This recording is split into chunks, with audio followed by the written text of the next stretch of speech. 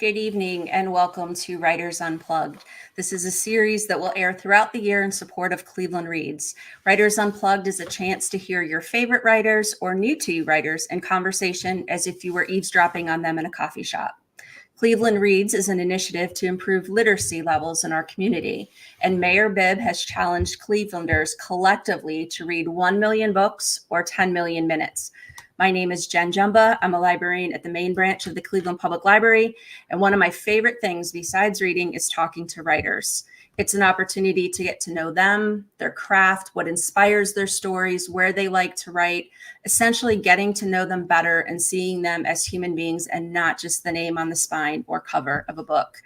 So this evening, we are so lucky to have Meredith Schorr with us. But before we get started, a couple housekeeping notes. To find out who else is visiting Writers Unplugged, both virtually and in person, visit clevelandreads.com/unplugged. And Max Back's Books on Coventry is our wonderful indie bookstore here, and they have copies of Meredith's books just waiting for you. So a brief introduction to Meredith. She is born and bred New Yorker and a lifelong daydreamer. And Meredith Schorr fueled her passion for writing everything from restaurant reviews, original birthday cards, and even work-related emails into a career penning romantic comedies.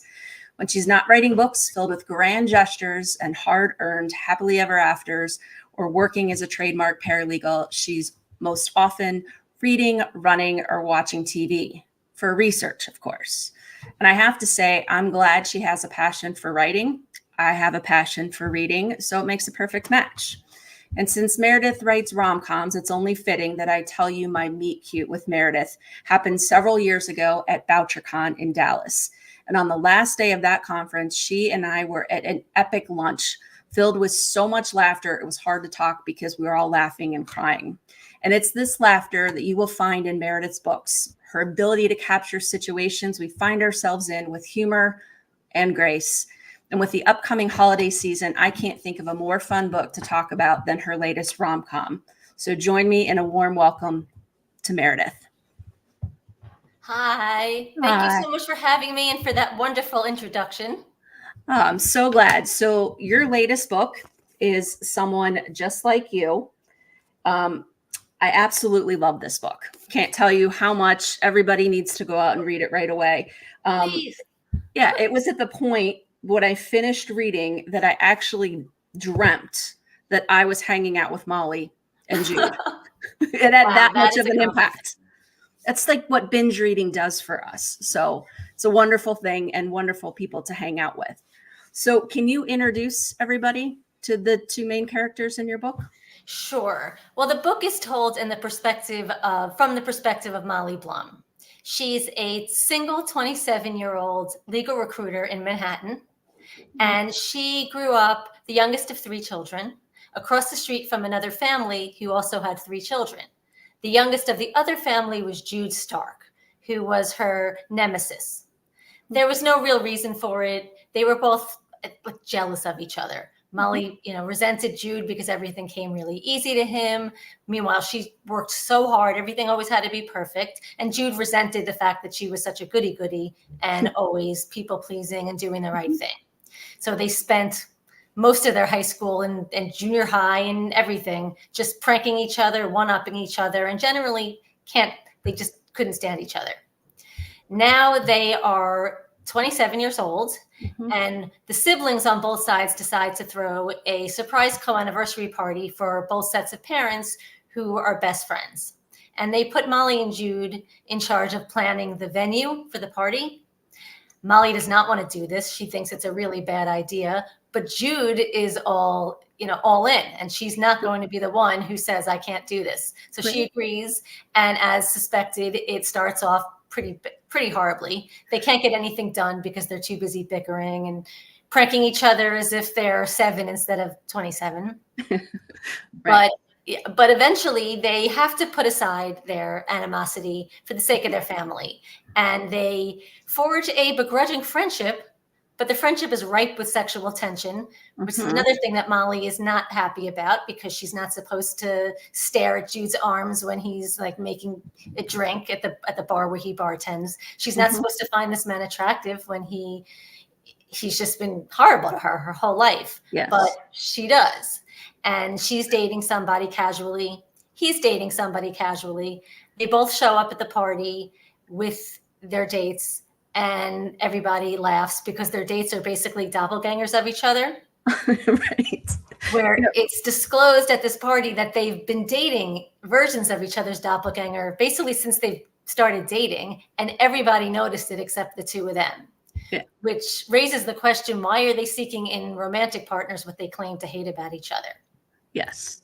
And the rest. Well said. Yeah. Samantha Bailey's joining us, and she says that you write the funniest and smartest books. Thank you. Yeah. Well, she helps make them smarter and funnier because she's my critique partner. Well, there you go. Who wouldn't want that, right? Exactly. Right. So I think most of us, if we're honest with each other, with ourselves, can look back in our childhood and find our nemesis, right? And figure out that person, who we could never quite get along with. Mm-hmm. Most of us haven't run into that person as an adult. Mm-hmm. Thank goodness, yes. right? Oh. So was that the case for you growing up? Did you have a nemesis? I had mean girls more than a nemesis. Okay. Like in 5th grade through like 8th grade, there were always just a group of girls who would just rotate who they didn't like or who they wanted to pick on. And I'm ashamed to say that, like, when it wasn't me, I never went ahead and like bullied other people, but I didn't stand up. Like, there's so many things that I wish I can go back and do. And I've thought about like going to high school reunions and what would I say to these people? And I've only been to one high school reunion and none of the mean people were there. And I'd like to think that they're not mean anymore, but I've heard that some of them that they're not mean anymore, nor are they raising another generation of mean girls. Yeah, true. So I found myself throughout this book, and I'm joined in conversation with Meredith Schorr. Latest book is Someone Just Like You. I found myself laughing out loud, and I think that's really hard to do. And it makes you an incredible writer to have people, literally laughing out loud. And people are kind of looking at me because, I'm a librarian. So like sometimes I'm reading at the desk and, people are kind of looking at me a little funny. So these pranks that they play on one another, they just continue, and then they continue to escalate. Where did the ideas for the pranks come from? Tell me it wasn't firsthand experience. No. Okay. My mom was like, how did you do that? You weren't a prankster as a kid. And I wasn't. I mean, my sisters would do things to me, but they would basically tell me I was adopted or that I was going to boarding school. I used to get threatened with reform school. Yes. That was my threat. Yeah. Yeah. But there were no real pranks. Most of it, I think some of it was inspired. I feel like I wrote this book so long ago, so it's hard to remember. But I probably went online and I looked up pranks and I just kind of made my own based on some of the inspiration that I would find. They were outstanding. I mean, they were things that were so devious to think that people do to one another. And at the same time, I know you're not supposed to laugh, but they're pretty darn funny. Well, I'm glad you thought so. I that wasn't the subject of it, so it makes a difference. I like to think they weren't evil. Mm-hmm. Like nothing was going to, I saw a movie on Netflix and she actually sent this guy to jail, to prison in a prank. And I was people like in reviews would be like, they were so horrible to each other. And I'm like, my book was horrible. I mean, did you see that movie? Yeah, exactly. You didn't send Molly to prison. Yeah. There's like the line that Meredith Schorr will not cross. I had to make sure it was something where they could actually fall in love. Yeah. Forgive each other enough to fall in love. Yeah. I thought it was great. As a writer, I think you have an incredible secret, or maybe it's not a secret, for being able to write funny and weave humor throughout the book. How do you do that? And for me, the com comes more easily than the rom. Okay. So when I write a romantic comedy, like I can do like the zingers, and then I have to really dig deep for the angst and the pining. That's where the work comes in for me. And I love that work. And I think both of them are very important. You can't have a romance without romance. Absolutely. There are moments that are absolutely tender and poignant. And then the next page is like something like, completely ridiculous. And there's a beauty in being able to capture both of that, because that's essentially who we are, right? As humans, we're, both com and both rom, right? And I hope that we all have some humor in our lives. I think that's Yeah. really important, Yeah, you know. absolutely. But yeah, Um, the comedy, it definitely comes easier to me. I don't know why. I'll write and I'll have no idea where a scene is going. And then somebody will just say something or do something, and I'll be like, damn, that's funny. yeah. So, Um, so I'm joined by writer Meredith Schorr. Latest book is Someone Just Like You. Absolutely phenomenal. So the story is more than just kind of pranks and like, enemies and frenemies. It's a story about careers and finding what makes us happy. mhm. Um, I want to say, I guess I can relate a little bit because I had a career before I was a librarian. So I understand the, having to take a risk, something that you always thought you were going to do, the sales and Mhm. marketing career. And then you decide, nope, I'm going to give that all up. I'm going to go back to school and I'm going to become a public servant, as Awesome. a librarian, right? But there was something really cool about seeing it like in a book and understanding that tension. Like, gosh, do I do this? Do I not do this? She Mhm. whole life wanted to be an attorney, all through high school, all the things that she did to align with that, go to law school, and then she worked for a year and didn't have the best of experiences. Yeah. Yeah. And I think for her, I think it's hard for anybody Hmm. to switch. You're in your groove, you know what you're doing every day, you know where your paycheck is coming in. But for Yes. somebody who is also a planner Yeah. and does not like to, stray from that plan, Mhm. to switch your job, your career in a big way, especially one that doesn't make as much money, Mhm. it was especially hard for Molly. And then she doesn't only do it once. I mean, she switches careers, and I don't want to spoil it, but she's not 100% happy in their second career either. So Right. she struggles a lot. Yeah, and I wonder if some of it is because she's 27 and I think I'm much older than 27 and you have some life experience to know more of what you enjoy and what you don't enjoy. But it's Mhm. really hard when you've been in school your whole life and then you go to college and then you go to law school and you come out and things are a lot different. But I applaud her for realizing after a year that she didn't want to work in that kind of environment. Yeah, no, I do too. I love Molly. I know Yeah. she's not real, but she's real to me. I think she's real. Like that's the great thing about books, right? So you say the characters are real to you. How does that Mhm. work as a writer? Like, do you like hear her voice in your head, or I, imagine you don't s- see her? That's a whole different conversation. I see my characters in my head. And I Okay. see scenes playing out. And it helps me write the next scene because I kind of picture what my characters are doing and why they would do them. And I picture them having conversations with each other. It's weird. And I have this fantasy, and it's ridiculous. But when I finish one book, I still love those characters, even though I move on to the next group. Okay. And sometimes I imagine like a party where all the happy couples are I, like hanging out with each other. that's what I was thinking after, like, as seen on TV. And these characters, like, would they ever find a way to meet up together? Right? I would Like at a couples love retreat or something like that. There's always something that, you know, is incredibly charming and wanting to see how they would interact with I each picture other. them going to karaoke and like what songs would they sing and who would be shy Ooh. and who would just like grab the mic. Ooh. I'm weird.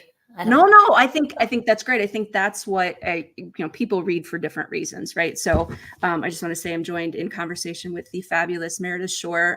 Latest book is Someone Just Like You. Is people read whether for story or they read for setting or language or character. I'm very much character driven, Mhm. which is great. And these characters are so real. And I think it goes to the fact that it's not weird for you to see characters and hear voices in your head, right? Because you're a writer. Like if I did, people would be like, whoa, we need to call somebody. So, so Carrie's watching and she wants to ask if you ever just had a quick thought that turned into another book. Yes. Yes. In fact, I can't say that it's a book that I'm working on now that's not in contract. I might not even give it to my agent. It's my NaNoWriMo like Oh, experiment. yeah.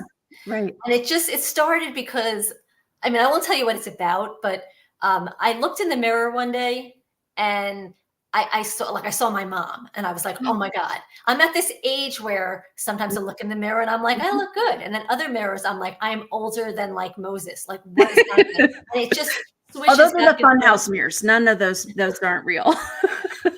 but it's like, and the book that I came up with has some kind of twist where you can be different ages, and I don't want it sounds absurd, and I don't know if it is. I'm trying to work through that, but like it was all because I looked in the mirror and I was like, how old am I going to look today? Yeah. And that's where it came That's from. awesome. So That's yeah, really fun. I mean, I sometimes will hear my mom come out of my mouth, right? that's And then it. I can tell you almost every single time it's snowing and I have the radio on, right? And the roads are dicey. I see my mom's hand reach and turn down the music. Like that'll make it stop snowing. But it's truly like this out of body experience where I'm like, wait a second. Not like my mom a Yeah. whole lot. So like it's okay. But Yeah, still. and I love my mom a lot, but I don't really want to look like an 80-year-old woman, Yeah. Not yet. No, I get it. The follow-up question was, how long was your worst writer's block? Ooh, Probably like a day. I don't have writer's block on a regular basis. Like I've been pretty lucky, knock wood, with that. But I do, the hardest part for me is when I'm writing a new scene or a new chapter and it's not through an outline. okay. Like I write with an outline when I have to, but sometimes I just, just start writing. And if I don't know what's coming next and I just stare at the screen, I've had writing sessions where like nothing comes out. Like the time passes, I'll go on the internet instead and I can't write anymore. And so what I have to do is think about it during the day, like as I go on with the rest of my day, like really think about what's going to happen to my character so that when I sit down again, I at least have a place to start. But it's never really lasted more than a day, like a writing session. Thank goodness. I'm joined by writer Meredith Schorr. Latest book is Someone Just Like You. So I'm struck by the fact that Molly and Jude are both completely opposite, right? So this kind of ties into this next question is, Molly is very much a planner, right? Like I can't relate at all. I think in spreadsheets. I live by lists. I'm sure that's just a coincidence, right? Whereas Jude is kind of like just embraces things as they come along. So Yeah. I'm guessing that you're saying I only write by an outline if I have to, means your writing process is more of the pantser approach or, the Gardner approach where you kind of sit and go with what feels right at the time. I'm not a plotter unless again I have to be because of contracts, but Yeah. I'm not normal. I'm not a complete like pantser. Like before I write, I know what the book is about. I know who the characters are, what their goals and motivations are, what their backstory is. And I usually like know how they're going to eventually get together, what's going to break them up, and usually what might put them back together. I just don't know all the details in between. And sometimes and like transitioning, pacing. Like sometimes things don't have to be in a scene. Sometimes they can just be a couple of sentences, just like recapping something that happened like in the last couple of days instead of actually putting that in the scene. And it takes me a while sometimes to figure out which is right. I'll start writing the scene and I'll be like, I don't need this in scene. I could just, put this together in 2 sentences. Or other times it's like a whole paragraph and I'm like, maybe I should actually write a scene with this. Okay. That's fair. Where did the ideas for your stories come from? I mean, besides the one that you're working through at the moment. They can come from anywhere. They can come from life. Like the story, Someone Just Like You is kind of inspired by myself and my family across the street. Okay. Because I'm the youngest of 3, and we lived across the street from a family with 3 kids, and I was best friends with the youngest child on the other side. I still am. And I just imagined, I wanted to write an enemy since childhood. Okay. I like books where the characters, where the love interests have a history. Yes. So I was like, but I didn't want it to be second chance because I wrote a second chance before and it got me my agent, but it didn't sell. And I'm writing another one now, but I kind of wanted a break from that. Right. So I figured the best thing would be kind of like enemies to lovers, but they've known each other since they were kids. And so I just kind of said, if I lived across the street and Ronnie was a boy and we hated each other instead of becoming best friends, what could I do with that? Right. And then the doppelganger twist came from an episode of Friends. Oh, yeah. There's an episode called The One with Russ where Rachel is dating this guy named Russ. Who looks and talks and acts like Ross, and everybody else notices this except Rachel and Ross. And I mentioned that to my agent for like a twist on a different book. And she was like, that's actually really funny. You could actually write a book around that. And so I saved it, and that's what I did. I think it's terrific. So joined by Meredith Schorr, writer of Someone Just Like You. And in the book, The Doppelgangers, like her own family mistakes the doppelganger for their daughter, right? It's laugh out loud funny. And when you look back on things, I mean, obviously hindsight is 2020 for a reason, but you look back on things and the choices you made, and realize that, maybe there's fate all along. Mm-hmm. Yes. So. Yeah. Like, I think that Molly and Jude always had a thing for each other. And they were comfort. Yeah, I won't give away the scene, right? But the story of where things turned, because they were best of friends in elementary school, and then something happened, and like, so it's that point where you're just so tender with what happened and his explanation. It's really well done because it's balanced against the comedy. So and the tension that exists between the two, like palpable on the page. And so like, you're cheering the whole way. But he's also thinking about changing careers. So they have that in common. So it's this simple thing in life where we think we don't have things in common. We think we don't like people. But if you really stop and think, there's a lot in common. Yeah, they're more similar than they think, and they also come from the same type of family. Right. And the only thing that's really that different is kind of just the way they go about life. Yeah. One is very like focused, and one is just like, everything will all work out. Yeah, I'm more of a Molly, but not to that extreme. Yeah, I see a lot of Molly in me, or me and Molly, however you want to say that. But like, there's a lot of, I'm very linear, Sam will tell you, that I, unstructured and planned. But at the same time, can relax a little bit, like my bed to differ. But, there's a part in the book where Molly talks about her job, and she says, but our mental state at work, where most of us spend so much time, has a huge impact on our quality of life. It's just, I couldn't agree more. And so many times we get caught up in perceived golden handcuffs, or, we can't leave, or we can't do something different. And I'm hoping a lot of this, like people reading this book, maybe that's the tipping point for them, where they start and embrace something that they had kind of put off, because why not? I would love that. If my book inspired somebody to make a change that they really needed to make, because it is hard. You're on this like hamster wheel. I mean, the same thing happened with my apartment. I was, living in this apartment for like 15 years, and it was just easier to stay there. It was easier to just keep re-signing the lease than actually going through moving, because moving is such a pain in the ass. There's especially in New York City. Yeah. But once you do it, it's the right thing. It's really hard to just jump off and do something different. So, but it's also go ahead. Sorry. No, but just being in a work environment that's really bad and really unhappy, when you work, like 8 hours a day, is just, it's horrible. Nobody should have to go through that. And some people have no choice. Yeah. I think we all have choices. They're not always the easiest of choices, right? Yeah.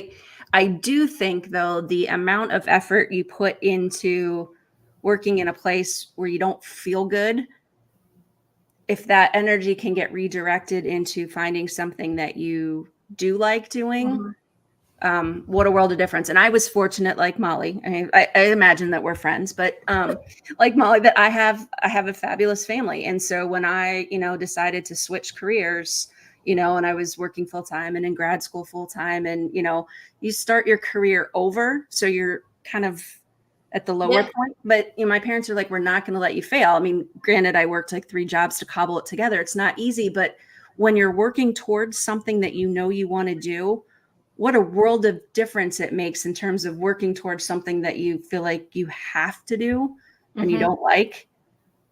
Yes, absolutely. I mean, Molly had that other obstacle of not wanting to disappoint her parents again. Yes. They gave her the money to go to law school, and here she is, a year in, and she doesn't do it anymore. And she wanted to make that worth it to them. She wanted to prove that this was the right thing for me, and it wasn't all for nothing. Right. So. But I think ultimately, all parents, if they're anything like mine, want their kids to be happy, Yes, and whatever that looks like. absolutely. Absolutely. And So Molly was she was fortunate that way too. Her parents absolutely. are wonderful. Yeah.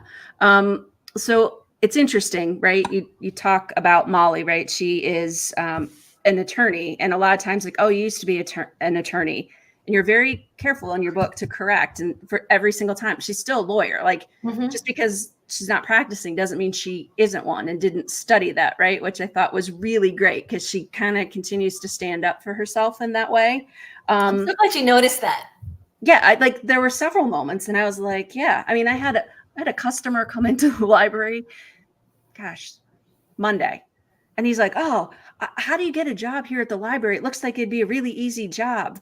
And he's like, What are you? What do they call you? A checker outer?" And I was like, "No, not a checker outer. Like, I'm a librarian, right?" But it was like that was his. Oh, well, I used to work at the library when I was in college, and I was like, "That's great."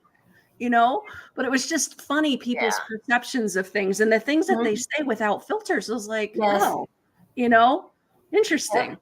And it was even funnier to say, like, oh yeah, and by the way, I manage this whole department. So, but you say it nicely and gracefully like Molly does, right? So I was channeling my inner Molly for a moment. Mumbles, still an attorney.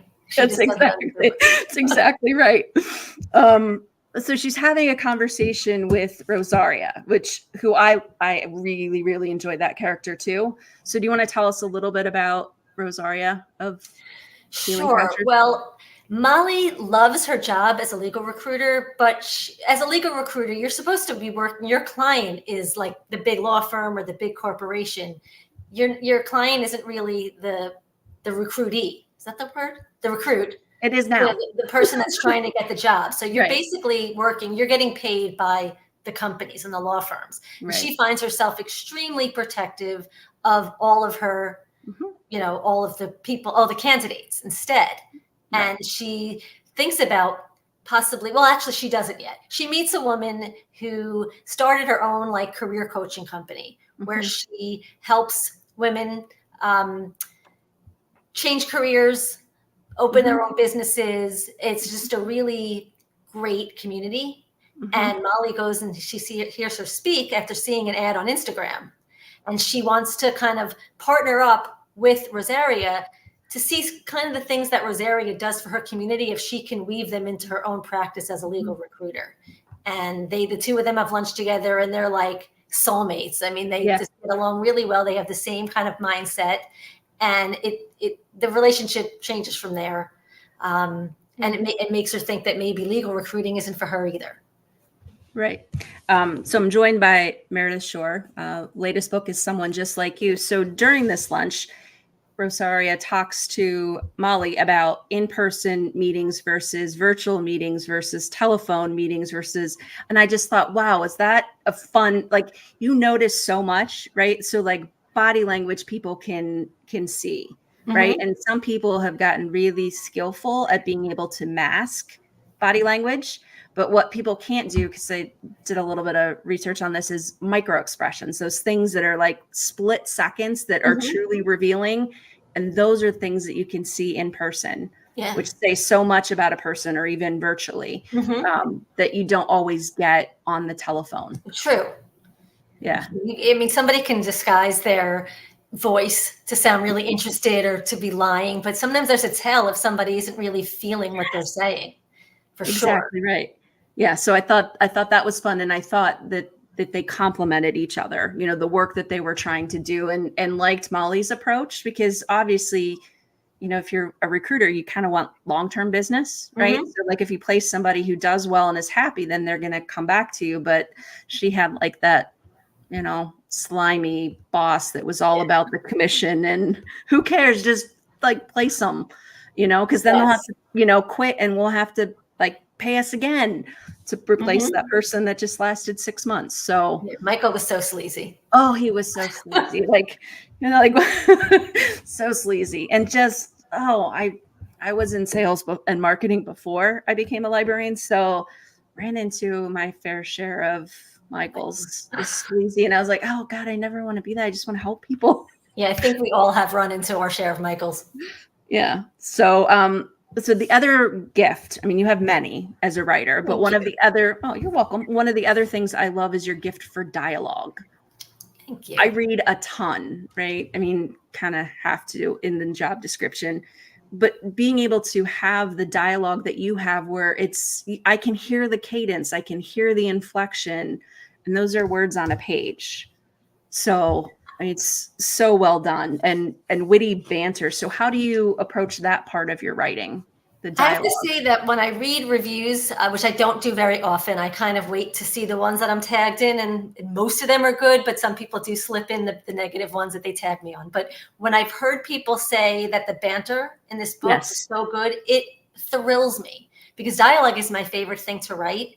And I feel as an author that I've gotten better with each book. It's become more natural. Mm-hmm. You know, it's just it's hard to explain. Like I picture like the real people. I actually picture Molly and Jude, whoever they're talking to, Yeah. back and forth. But I just try to be more clever. In real life, I like to think that my banter with my friends is clever, but we also don't have the time in real life to kind of get that one-liner in. Whereas when you're writing, Unless you were at that lunch in Dallas. yes, Yeah, there was. yeah. No, that's true. That's true. But most of the time, Yeah. it's like I'll Right. walk away and I'll be like, I had the best comeback for that. But it's Yeah. after my brain has had a chance to kind of catch up. It's not usually like zinger, zinger, zinger, zinger. You know, I but don't when know you're many people like that. I would say maybe Robin Williams like had that ability to that quickly. probably and the Um, Gilmore Girls, but oh, again, yeah. they were scripted as well. Yeah, I know, but there is such a Gilmore's. Thank you. I just realized that as you said that there's like this Gilmore Girls vibe and dialogue and tension and yeah, that's Yeah. awesome. So yeah, I mean, it takes sometimes the scenes come out exactly and I don't mess with them at all. It's like first Okay. draft dialogue. But a lot of times it comes back when I go into revisions, especially Okay. line edits, and I'm like, you know what, this is a little bit stilted. This can be better. Okay. Do you read it out loud to yourself? Yes. Okay. I was gonna say I first I read it out loud. Like I printed out in Comic Sans, which is Sam gave me that idea. It's like reading yes. a totally different book. It's unbelievable how many typos that I catch when I do that, but I'll read it out loud when I do that. And then actually no, when I'm in the Comic Sans version, I just read it for typos and things like that. Okay. Then after I fix it for that round, I send it to my Kindle. And then I read it on my Kindle out loud. Okay. To see Interesting. how it sounds. Yeah, before I became a librarian, I worked for a radio station, classical radio station. But I used to write a lot of commercials, and so you write differently to be read aloud versus read. But I think that's the genius in your books is that dialogue you hear out loud while you're reading the book. Yes, So, and that's really important because now that like audiobooks are so popular, I don't want to write a book that's like, "Hi, my name is Meredith. Hi, my name is Jennifer. Nice to meet you. Nice to meet you. What do you do?" Yeah. Like, no one wants to hear that.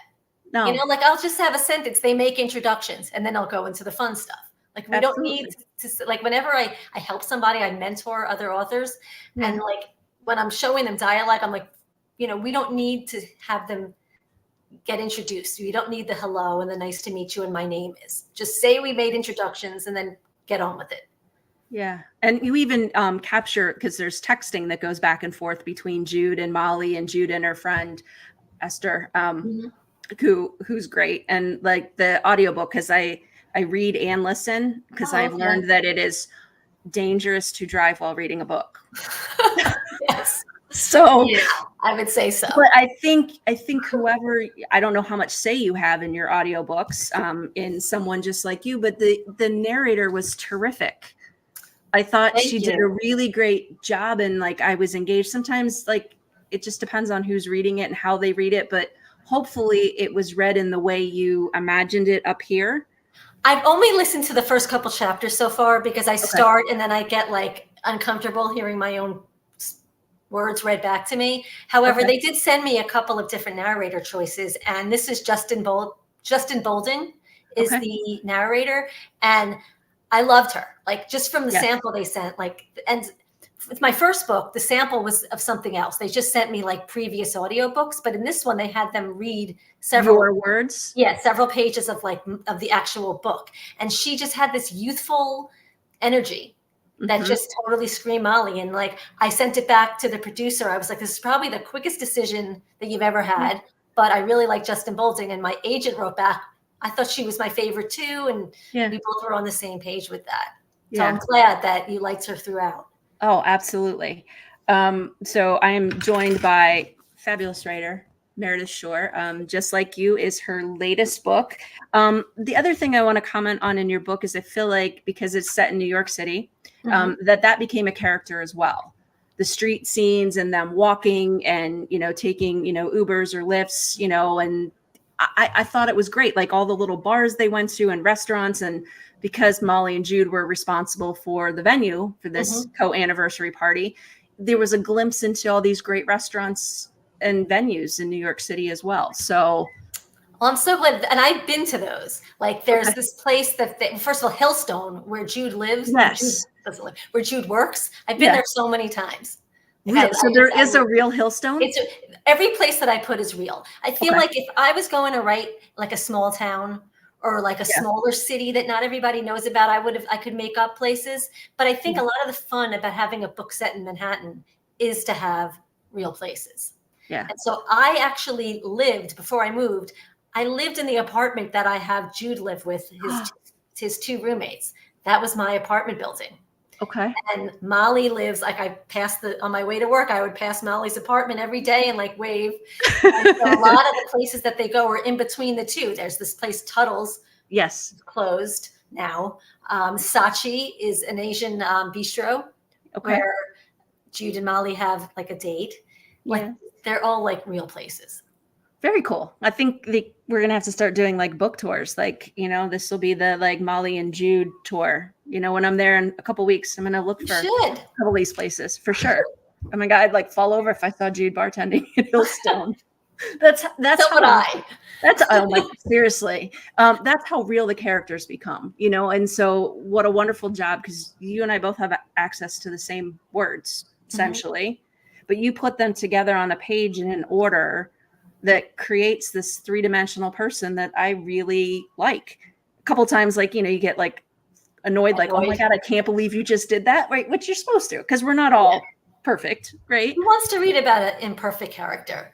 A perfect character. A perfect character, yeah. Yes, I don't think I've ever written anything where people like never got annoyed with my characters. I just don't think it's possible for me to write a character that's like always does the right thing or is always like sympathetic. Sometimes it's just like they're annoying.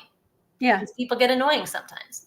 Yeah, we all do, and there's also like very real situations where there's some wardrobe mishap, and so like it's just like we've all been there, and I think that's the fun thing is it's pretty darn relatable, which is quite fun as well. So the other thing that runs throughout this book is something that Jude says to Molly, and that's something somebody else says to Molly, but most people regret what they don't do rather than what they do. Yes. Can you talk a little bit about that and why it was important to include that perspective? My late boss, who was my best friend and my mentor, my like everything, he passed away like 9 years ago. But he was kind of like my coach, my life coach. And every time I would do something or be afraid to do something, he would always say, you regret the things you don't do. Yeah. And it stuck with me. And I didn't plan on putting it in a book. And then when I did, like I had to put it in there a couple times. Yeah. It ends up being a theme in the book. It does. Absolutely. And there's something else I was struck by, like the duality that exists, right, in life, that you talk about threes, either like bad things happen in threes or the third time is the charm. So, it's like that half full, half empty glass kind of approach to life. So that was a fun scene, because that's when she was kind of having her aha moment. Yes. And as I was writing it, I didn't know I was going to say, but the bad things happen in threes. And then I was like, I think I started writing bad things happen in threes. And then I'm like, something else happens in threes. And I realized the third time is the charm. And Like that paragraph just came together like magic. It's perfect. And actually, like little like nuances with our brain is our capacity to remember three things. That's why they typically say like three things in a row, or like there's three little pigs, or three, like there's just certain reasons and cadences in our brain that stick I out. didn't even know that. That's fascinating. No, I know dorky stuff, right? I like dorky stuff. I'm a dork, so it's perfect. No, perfect. So there's another question here for you, for Meredith, is have you ever written something and when you finished it just said, nope? I have not written a whole book like that. Okay. But I've written, like several chapters of something, right? Or like a partial. Like I've written a couple of partial manuscripts that I was going to send to my agent, and they just weren't working. No. Do you think it's something that you'll pick up later? Do you tuck it away? Please tell me you don't destroy. No, I've saved it and I printed it out. There's one that I've read a bunch of times that it just had no point. It was about a woman who just had her 39th birthday, and she was thinking about where her life went. And then I went in the past and I started writing about like the relationship she had so far, trying to figure out like what was wrong with them, what had gone wrong. And then I'm like, what's the story? Like, what's going to happen later? Like, I was like, I think I was obsessed with like 39 to 40 because everybody makes a big deal about 29 to 30. Yeah. When I was 30, I was still having the time of my life. Like I didn't feel old yet. I didn't struggle with turning 30 the way I struggled with turning 40. And I wanted somebody to write a book about that. So I was still single, So I feel like at 29, a lot of people aren't married yet. A lot of people don't. No, not in today's world, I don't think. I look back at my parents and I think, probably. I know they were married by then, but I mean, things are just different. So I had no problem with 30. I had no problem with 40. It was that next one that I had a little bit of a hiccup with. I was like, what? So. Well, you don't look like you could be 50 at all. Yeah, no, afraid so. You look fantastic. Well, I appreciate that. Because sometimes I look in the mirror to go back to your original idea for a story and I go, it's a scary time. It is. And at the same time, it goes by so fast. I know. So I think so important to your book is doing the things that you want to do so you don't regret not doing it, and taking that leap of faith to chase what makes you happy. That what you're happy doing, you will be great at. You'll be fantastic. I try to take lessons from my characters because they're braver than I am. They're always braver than I am. The ones who run, do the grand gestures and take risks and write, like articles where they're proclaiming their love for people, like in a scene on TV. I mean, like they just that was great. If I was only like half as brave as my characters. I think you are. You write your words. So like I'm joined by like the fabulous writer, Meredith Schorr, someone just like you is your latest book. But like when you're writing a book, you're an artist, right? So that's part of you that goes out into the world. Sure. I think that's incredibly brave. Thank you. Because people are not nice sometimes. And that's because they're not nice ever. It has nothing to do with you or whatever else, but they're never happy. And then they turn around and project that on other people, which is just so not right. And that is true. It is scary to put your work out there knowing that, not everybody's going to like it. Yeah, I was at a chamber music concert and it took place in an art gallery over the weekend. And there was a sign on the wall that says, "Oh, I could do that, but you didn't." Like everybody wants to be a critic, but like to actually sit and take the time. And it's also a very solitary pursuit. I mean, it's not, you have Sam and I'm sure another cadre of writer friends who, you can turn to for inspiration or a little like, hey, how does this line sound kind of thing. But at the same time, it's pretty solitary. Yeah. You're writing in your head and you're trying to figure things out.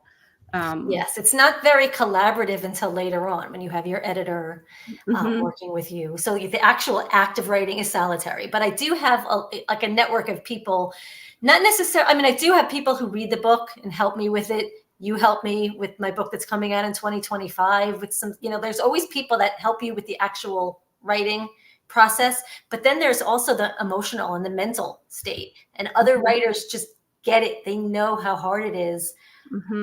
They know how it's not like a lateral, like it's not a climb, like writing is just, there's so many ups and downs. And sometimes you don't know when the low is going to come, but then you also don't know when the high is going to come. Every day, I'm always like, this could be the day that I get some amazing publishing news. And crazy things have happened. Wonderful things have happened to authors. It's happened to me a couple of times where I was not expecting some amazing good news. And every day that potential is there. But when it's bad stuff, you want somebody to commiserate with. And other authors are really great for that. Absolutely. And I'm glad, because that's the thing that we met at BoucherCon, which is this, mystery writers conference. And just that genuine camaraderie that you all share. It's like a reunion when you all get together, like genuinely care, and you're all on a panel together and you're all cheering for the other person. It's not like, well, I have to like say more than this person so that people buy my book and people read my book.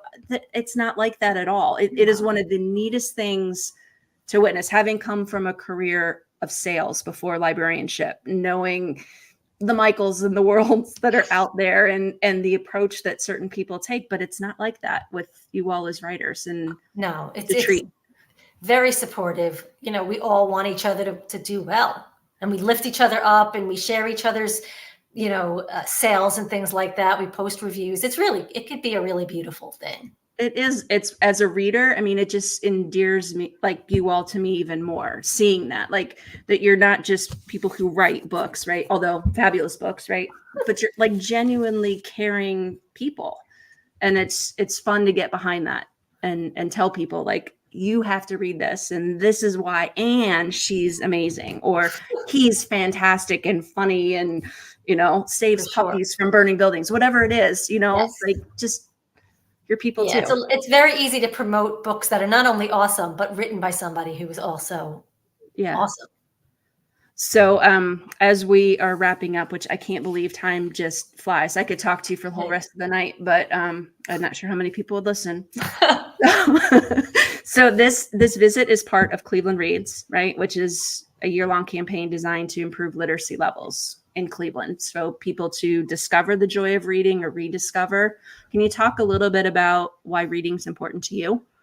Oh my God. Reading, I have been reading since I knew how to read. Like, it's a family thing. Like, my sister used to pay me 25 cents. This is how old I am. She would pay me 25 cents for every book that I read, because I guess when I was little, I wanted to play more than I wanted to read, when I was like super little. Okay. And then she noticed that I would read, she would have me summarize the book and with a little like index card. And that's how she'd know that I read the book. But I started paraphrasing like the back copy. And my sister realized that. So she started like asking me questions from like the middle of the book. Oh, this is like what do they call it now? The AR questions for kids, like reading comprehension. So I was busted. And then I don't know what happened. I think she introduced me to like Judy Blume, Norma Klein. And actually, even before that, there was Beverly Cleary. Yes. And like Catherine Woolley, like people that were around when my mom was a kid. Yeah. There were these Ginny and Geneva books and Betsy's Little Star. I remember them, about like little girls who were like my age. And I just love them. I could not stop. And it became a thing where I would go to the library every weekend with my mom and pick out books. Yep. Just reading. It's just, sometimes you just need to escape like what's happening in your own life, whether it's horrible or just stressful, or a boy doesn't like you in first grade, like whatever it is, like you read a book and you're in a different world, and it's so wonderful. And it also allows you to kind of understand like cultures and people that are different from you. I try to read widely. I try to read books that aren't all about like white women, because I want to read about cultures that are different than my own. And it's a great way to do that, is just to read. Yeah. And I found myself, because you reference a lot of food in this book, and someone just like you, and I found myself looking up, and then I was like, oh God, I have to have that. Right. Like, oh, I have to have that too. I mean, some of the desserts that her, grandma made. I was like, this is fabulous. My grandma made those. Yeah. So that's a nice nod. That's awesome. So final 5 questions. Okay. So if or we should say when, a party is being thrown to celebrate you in New York City, what place would you pick to celebrate? Where's your venue? Oh my gosh. That is so hard because Manhattan is huge. It is huge. God, and people have thrown me parties in Manhattan, so I don't want to pick those. Yeah. My God, you totally stumped me. But I'm just gonna go with Hillstone, actually, because they have the best sushi in like ever. And it's not even a Japanese restaurant, but their sushi is so good. And they pour like really generous glasses of wine. Yeah, well, you had me at the pouring generous You glasses. do. And then you throw in Jude with his forearms, and I was like, okay. Sometimes you go to a restaurant and you order a drink and you feel like they only gave you like a tiny glass of wine. Yeah. This is like, it's just the way they do it. It's very generous. They do it well then. Right? Yeah, and the atmosphere is nice. It's just an American restaurant. There's no like, it's not, but it's upscale, and I don't know. I really like it. So I recommend anybody who's going into New York who just wants a good meal and a good generous pour of wine and really good sushi. Here you go to Hillstone. Perfect. Do you have a golden doodle?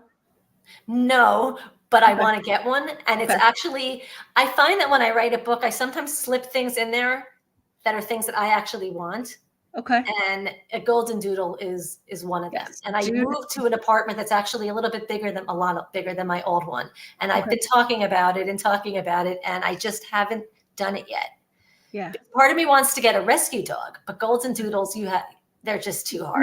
Nobody gives up a golden doodle. Exactly. That's why. Exactly. But I see them, and sometimes I'm like, Yogi, when I walk down the street. My neighbor has one down the street, and I was like, yeah, that's now Yogi. Like everything is just like, the book is like superimposed on my world right now. So what was one of your favorite books that you read as a teen? Forever. Yeah, I heard her speak in person like before the pandemic. Blown away. She is fantastic. Blown away. Such an inspiration. Did you watch the documentary? I did. It was part of the, I've seen it online too, but it was part of the Cleveland International Film Festival. And so like you're there with like, I don't know what, like Jimmy Buffett, they're called parrot heads. I don't know what you would call Judy Bloom heads, but like just, I remember like you read like children's stuff, you read Judy Bloom, and then you went right to the adult section. There wasn't a YA section growing up.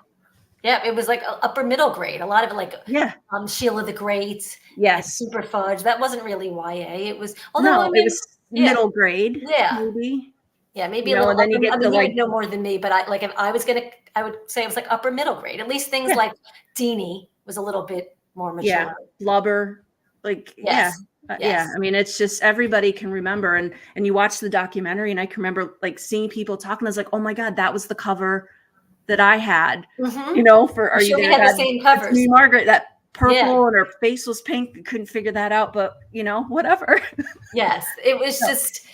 I knew that she touched me. Like I felt seen when I read her books. Absolutely. And it wasn't until like I was older that I realized that she did that for everyone. Like everyone has the same experience with Judy Bloom. It's so special. Like one of a kind for sure. So I know for research you watch TV. Do you have a favorite TV show? Well, right now I'm watching The Morning Show. I know that the last episode was Friday, I think, but I am very Gen X. I'm still where you could only watch a show once a week. Yes. Actually, the show only comes out once a week, so it doesn't really matter. But I wanted to be ahead. I wanted to still have episodes after everybody else was finished. So I still have. So I'm on season 1, like halfway through season 1. I'm so jealous. I'm so jealous. Because I'm like the same thing. And like Ted Lasso, I had to wait till they were all released, and then I could go. You know, it's very smart. Yeah, that's one of my favorites. And Billions just ended recently, and this season was phenomenal. And I think it's because Axelrod, Damien, forget his last name. Lillard or I can see it. I can see him. But he's back, and he hasn't been on it for the last like 2 seasons. I stopped once he left because I was like, I'm not going to like it. But now you give me great hope. It wasn't that great without him. but I stuck with it anyway. And I watched this season and he's back and it ended so perfectly. Like so perfectly. I want to go back and watch like the last season again. Okay. Awesome. And his delivery is like spot on. Talk about dialogue. Yes. That dialogue is just gold. It is dialogue gold. Yeah. And then the last question. Okay. Do you ever daydream about who would play Molly or Jude on the big screen? Okay. You care to share or? It changed a couple times as I was writing, but as of now, I would pick Molly Gordon for Molly Blum. Ooh. Molly Gordon, she was last seen on The Bear. Yes, I love that show. I just figured, okay, she's got the coloring, she's got the dark hair, long dark hair, and the blue eyes. Her name is already Molly. So somebody's calling her on the set. You know, she's not going to get confused. Right. Not that, you know, and for Jude, I have. It's very thoughtful of you, thinking about what her life would be like on the set. Well, that's just the kind of woman I am. Exactly. And for Jude, I have Noah Centineo. Noah's from the To All the Boys I Loved Before trilogy. Oh, yes. He played Pete. Yeah, he's actually in his he's actually 27. Okay. And he has that like messy dark hair and the mischievous grin, and like twinkle in his eyes. That little totally smirky. Yes, yeah, I could totally see him thinking about what he's going to do next to make Molly miserable. Oh, it's so fun. Do you ever think any of your books will continue, or are you just like kind of once you're done with a book, that's it? Unless there's like a mashup of couples. Well, I usually it's just one and done. Okay. But what I've tried to do lately is have like a friend or a sister or somebody in the universe who is unsettled romantically, so that maybe I could do another book in the same universe, maybe. But for the most part, it's like I have another idea and it's completely unrelated, and I don't even think I can make it related and have it make any sense. So gotcha. A quick answer is no. Okay. No, I love whatever you write. So it could be the grocery list, it could be, I mean, the fact that you wrote like original fun emails, like I can't wait for that either. So I have been joined this evening by the fabulous Meredith Schorr. Latest book is Someone Just Like You. A huge thank you for joining us this evening. Thank you to Mike, our tech team, making sure everything sounded great. Thanks to all of you who are watching and listening. I'm Jen Jumbo with Cleveland Public Library. Happy reading. Thank you. Okay.